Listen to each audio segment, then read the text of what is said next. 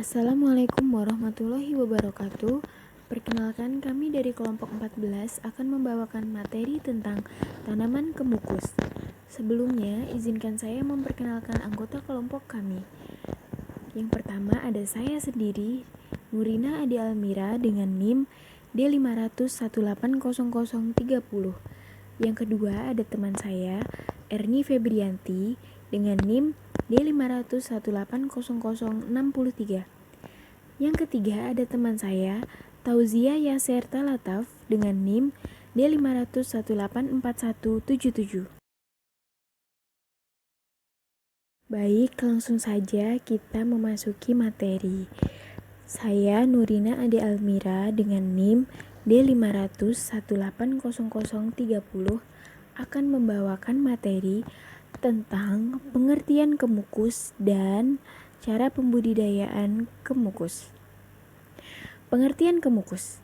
Kemukus adalah tanaman yang tergolong dalam genus Piper, yaitu tanaman yang ditanam untuk diambil buah dan minyak atsirinya. Tanaman ini berasal dan banyak ditanam di Pulau Jawa dan Pulau Sumatera, sehingga tanaman ini disebut sebagai lada Jawa ataupun cabai Jawa.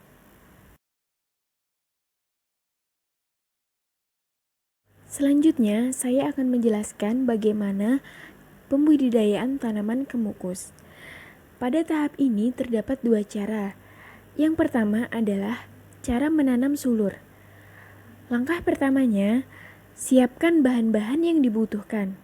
Kedua, sulur yang masih muda, kemukus dari tanaman kemukus yang bagus, sudah pernah berbuah, tidak ada hamanya, tidak cacat, dan tidak memiliki penyakit. Ketiga, siapkan plastik sebagai pot atau bisa juga menggunakan polybag. Keempat, siapkan tanah. Di sini tanah yang cocok untuk tanaman kemukus yang telah dicampur dengan pupuk kandang.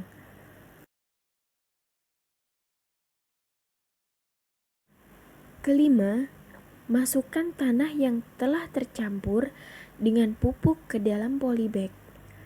Keenam, ambil solo dengan cara memotongnya dari tanaman kemukus. Ketujuh, tutup menggunakan plastik dengan cara dicungkupkan agar kelembaban udaranya tetap terjaga demi proses pembentukan akar secara cepat pada tanaman kemukus yang terdapat di dalam polybag. Kedelapan, buka plastik cungkupnya setelah 15 hari berlalu. Kesembilan, siram tanaman kemukus pada pagi dan sore hari. Kenapa? Karena ketika musim hujan tiba, tanaman kemukus akan siap ditanam pada lahan pertanian. Kesepuluh, akan lebih baik lagi jika penanaman bibit saat musim kemarau. Cara kedua dalam pembudidayaan tanaman kemukus adalah menggunakan cara stek.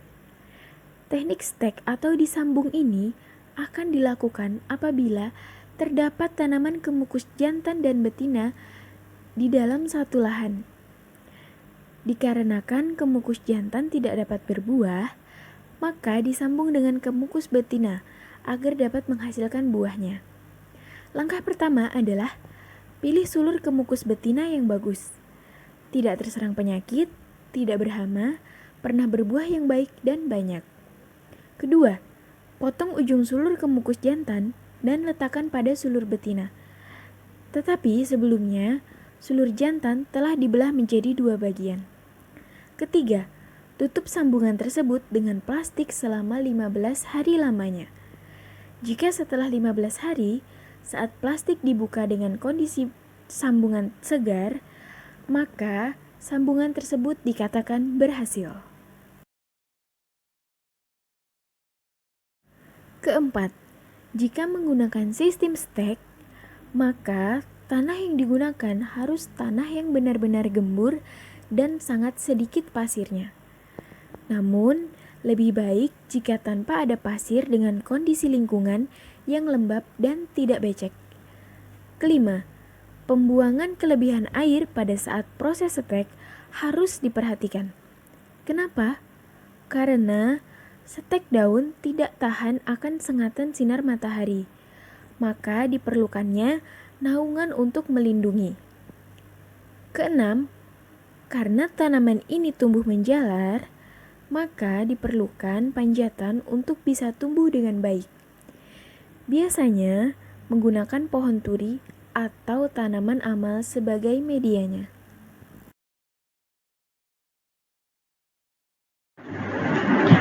Selanjutnya yaitu manfaat minyak kemukus. Sifat yang hangat serta banyaknya kandungan minyak atsiri di dalamnya membuat kemukus banyak dimanfaatkan sebagai tanaman obat, antara lain mengobati flu pada bayi, mengobati asma dan sesak nafas, mengatasi keputihan dengan cepat, letih dan lelah untuk meningkatkan energi tubuh, menghilangkan bau mulut.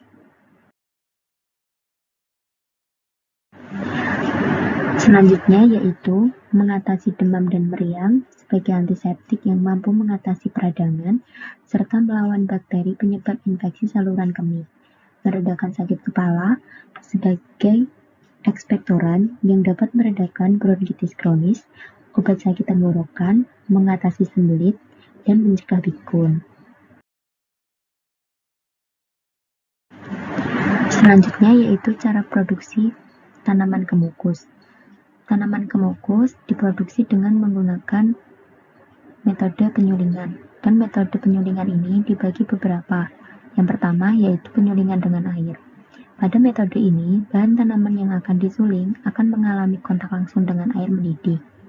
Bahan dapat mengapung di atas air atau terendam secara sempurna, tergantung daripada berat jenis dan jumlah bahan yang akan disuling.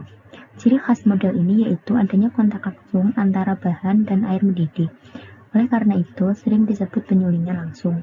Penyulingan dengan cara langsung ini dapat menyebabkan banyaknya rendemen minyak yang hilang, tidak tersuling, dan terjadi pula penurunan mutu minyak yang diperoleh.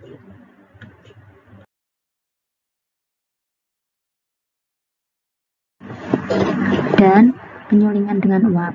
Model ini disebut penyulingan uap atau penyulingan tak langsung.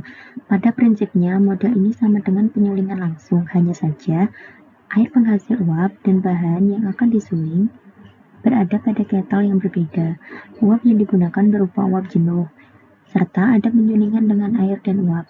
Pada model ini, bahan tanaman yang akan disuling diletakkan di atas rak atau biasa disebut saringan.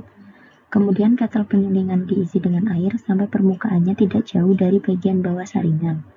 Ciri khas model ini yaitu uap selalu dalam keadaan basah, jenuh, dan tidak terlalu panas.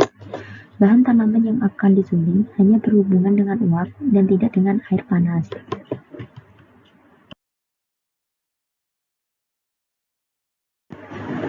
Selanjutnya yaitu metode pengepresan. Ekstraksi minyak atsiri dengan cara pengepresan umumnya dilakukan terhadap bahan berupa biji, buah atau kulit buah yang memiliki kandungan minyak atsiri yang cukup tinggi. Akibat tekanan pengepresan, maka sel-sel yang mengandung minyak atsiri akan pecah dan minyak atsiri akan mengalir ke permukaan bahan.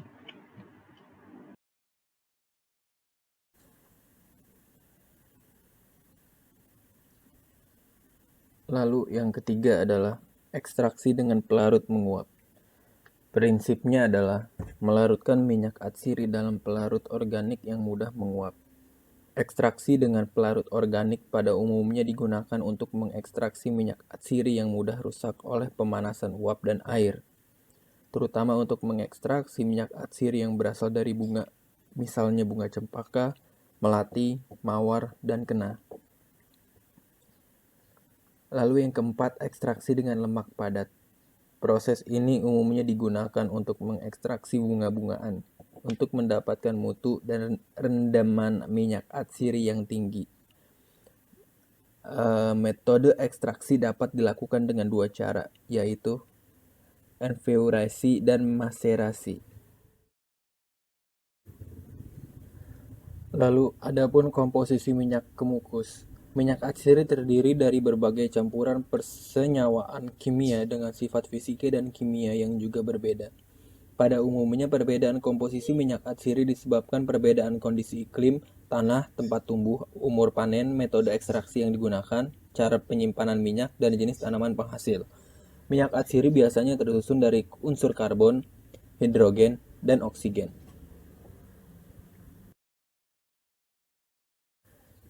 Pada umumnya, komponen kimia minyak atsiri dibagi menjadi dua golongan. Yang pertama, golongan hidrokarbon. Persenyawaan yang termasuk golongan ini terdapat hanya unsur karbon dan hidrogen. Jenis hidrokarbon yang terdapat dalam minyak atsiri sebagian besar terdiri dari monoterpen, 2 unit isopren, sesquiterpen, 3 unit isopren, dan diterpen, 4 unit isopren. Dan yang kedua, golongan hidrokarbon teroksigenasi. Komponen kimia dari golongan persenyawaan ini terbentuk dari unsur karbon, hidrogen, dan oksigen. Persenyawaan yang termasuk dalam golongan ini adalah persenyawaan alkohol, aldehid, keton, ester, eter, dan fenol lakton.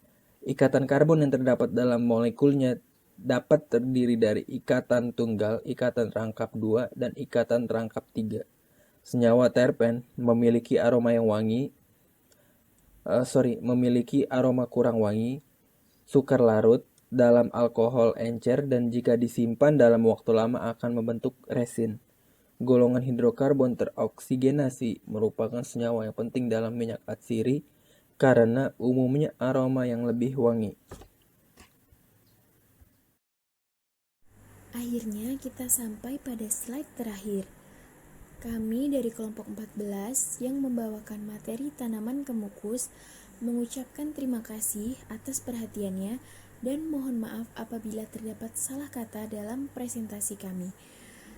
Wabillahi taufik wal hidayah. Wassalamualaikum warahmatullahi wabarakatuh.